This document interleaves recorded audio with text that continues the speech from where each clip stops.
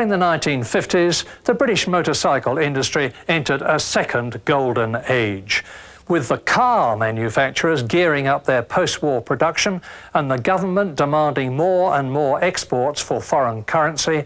British motorcycle sales boomed, and by 1953 there were over 1 million motorcycles on Britain's roads. My father summed up the state of the industry nicely.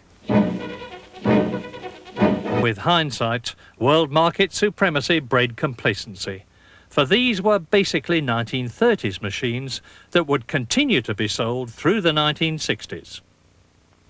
These were still difficult years for motorcyclists. Petrol rationing lasted until 1950. This protest rally was held at Brands Hatch in 1947, a popular grass-track racing circuit of the 1920s. As Brooklands did not survive the Second World War, Brands Hatch became one of Britain's new racetracks for cars and motorcycles. The public was crying out for a cheap, lightweight bike, and it got it in 1948 in the shape of the two-stroke 125cc BSA Bantam. Now, although no one mentioned it at the time, it was in fact a mirror version of the DKW RT125 obtained by BSA as war booty. Such was its popularity, the Bantam lasted for 23 years until 1971, yet was really a German at heart. At the other extreme, in 1948, came the superlative 120-mile-an-hour Vincent HRD Black Shadow, the world's fastest production motorcycle of its day. By the mid-1950s, the British motorcycle industry was dominated by two groups.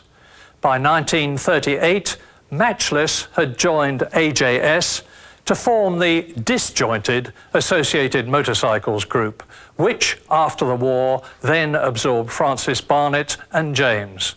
And in 1953, Associated Motorcycles took over Norton.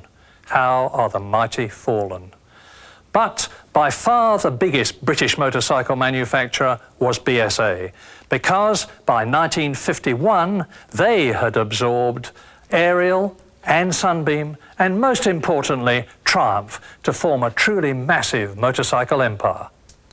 One of BSA's largest customers was the AA, which had begun its motorcycle patrols in 1920 and replaced its Chater-Lees and Triumphs with 500cc BSAs in the 1930s.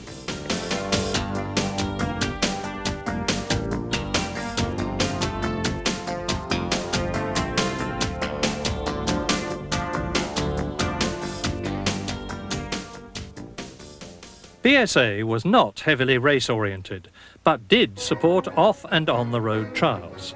And to push exports in 1952, they conducted a 4,900-mile tour of Europe, whilst also taking in the demanding requirements of the prestigious Maud's Trophy.